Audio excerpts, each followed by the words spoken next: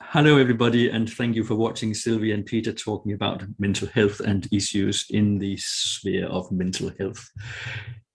This video is about attitudes at work to mental health. And a CEO I spoke to once said to me, I thought I employed people, not patients. Oh.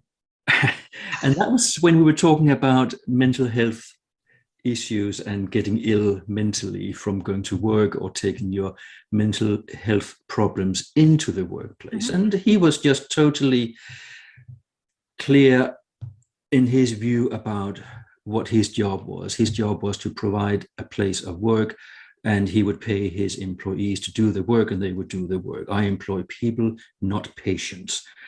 Health is not anything to do with business.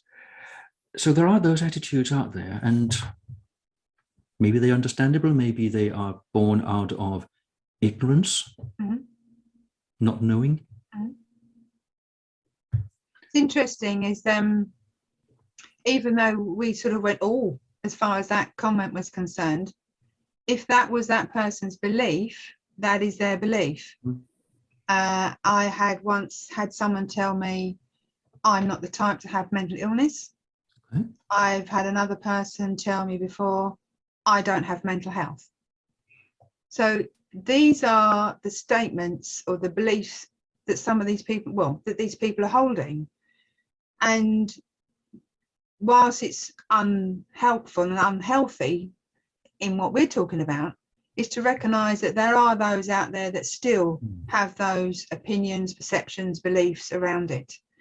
And I think it's interesting that we talk about the one you're talking about there, I employ people, not patients. In a weird way, I can understand that, because if you're there, you want people to come to work.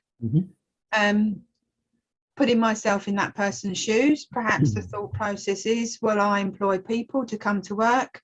I don't want to hear people's sob stories. I don't want to hear people's tough times. I don't want to hear the struggling.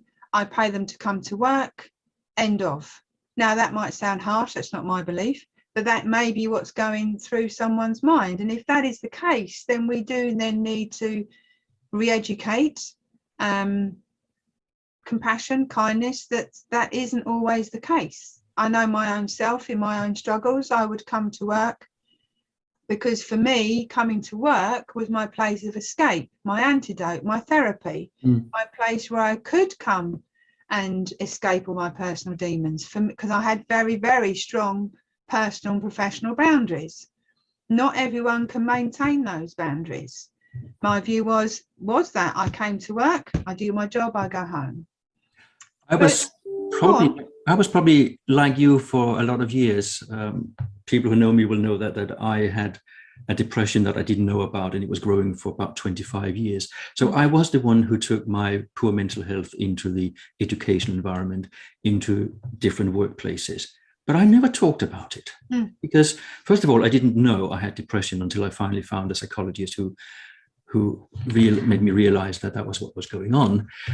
But I didn't feel the urge to talk to my colleagues about how rubbish I thought life was.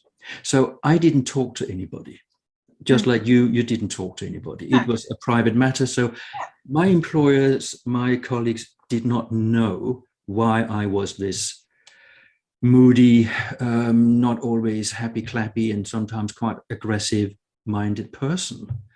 But then if you are the kind of person who comes in and your colleagues notice that something's wrong, would you not be then wanting an environment where it was okay to sit down over a cup of tea or coffee and just have that conversation without expecting to go into full treatment mode or anything like that, but just be open about, yes, my mind hurts, just like people are quite happy to say I have a headache or a painful shoulder. Interesting you say that, because I think a lot of the time we don't have to give all the details. To your point there, if I have someone come in and you get to know, as we do our friends and family, we get to know our colleagues, and we get to know when they're not their normal selves. For example, you say you moody, aggressive, that became your way of being. If you came in all happy, clappy and super, oh, hang on a minute, Peter's a bit different today, what's going on? It's spotting those signs. And then when it's asking those conversations, having those conversations, it's about, we don't have to give all the detail. We can just simply say, I'm not okay, or something's going on for us. So looping it back to the point about, that person, we employ people, not patients. The person doesn't have to become the patient in terms of telling all the story. It could simply be, I'm struggling a bit at the moment, and then what can I do about it? We don't have to tell everything. Someone might be having, might have diabetes or a heart condition. We don't tell the whole story. We just say X and Y. Then perhaps this angle of patient versus person may sort of diminish a bit. I think so. And if we put in two words into business, one is trust, the other one is compassion, then we would get a lot further than where we are. We have to start looking at people becoming employees, sort of robotic employees, when they get into the workplace. They are still human beings. And if we treat them like those human beings, just a bit of compassion, just listen for a few minutes. It's not something you would spend half the day doing. It's just understanding that the person is having a bit of a bad day, but you still trust that person to do a great job. And I have spoken to so many employees praising their employers to the hilt, because they got the time, the compassion to sort themselves out. And they came back with a vengeance, doing overtime and extra work and what have you, to pay back the favor, because they loved the place. They were treated like a human being, not like a number on the payroll. I think what's popped up for me there, having those conversations. So say, for example, someone comes in, they're not their normal self, someone else asks. I think it's for the person being asked to remember, we don't have to tell the whole story. We are still in control of how much or how little we share. So we then don't tip into the patient environment. The person then will say, well, if you're struggling, are you aware that this organisation provides this? Why don't you try that? What do you need? For example, as a leader or as a supervisor or a line manager, what do you need? What workplace adjustments, for example? Do you need to come in a bit later or earlier or whatever? So then the actual detail falls away. So we can somehow perhaps prevent and preempt this slipping into, this person's now become a patient. This person is still an employee and a person. They need a bit of extra support, and they can get it by X, Y, and Z. So it doesn't then diminish into, but I think a lot of it then stems from the detail that someone shares. And then someone then might go, oh, here we go. Oh, goodness, what do I do with this? Whereas if that person just says, well, I just need a bit of extra help. Okay, what do you need? I need this. Okay, here, what we can do is this. It doesn't tip then into this patient, patient, I need to look after them, I need to care for them in that sort of patient way, because employers aren't doctors, they're not therapists, they're not psychologists or counsellors, and we should not expect them to be. That's not what they're there to do. But what I have seen function well is when somebody is struggling, that the whole team is involved in understanding that a person is struggling. So what tasks can we put on other people whilst there's some recovery going on? And then how do we ease the person back into the team again? Then the mystery is gone, the stigma is gone. Everybody understands that it's a team member. And if it was somebody else, we would do the same for them. And that's where we need to get to, not looking at people as either this or that, or fully functioning or broken. That's not who we are as people. We're not broken. We have our ups and downs.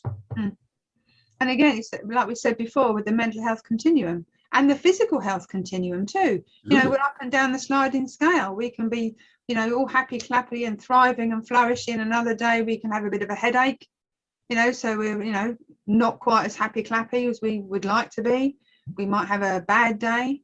So then we are all then aware of what we can do to recover, recuperate, bounce back, rather than slipping into this element of people becoming patients. They're a human being, so if they're struggling, what can we do? You know, there's all these different adjustments, and in leaders, again, because we don't have all the detail, which may then spark someone's perception is tipping into patient care. It's employee care, looking after employees.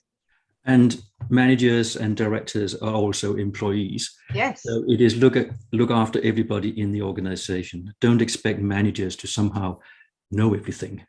They have to be taught, they have to learn, and they too can have a bad day. So I think we should invite all the comments that we usually get on this topic. Are we patients or are we people? I think we're people. And I think we're humans. That's the thing. We're all humans, aren't we? Yeah. So let us make it a deal to treat each other well, but not a big deal, so it becomes blown out of proportion. Yeah.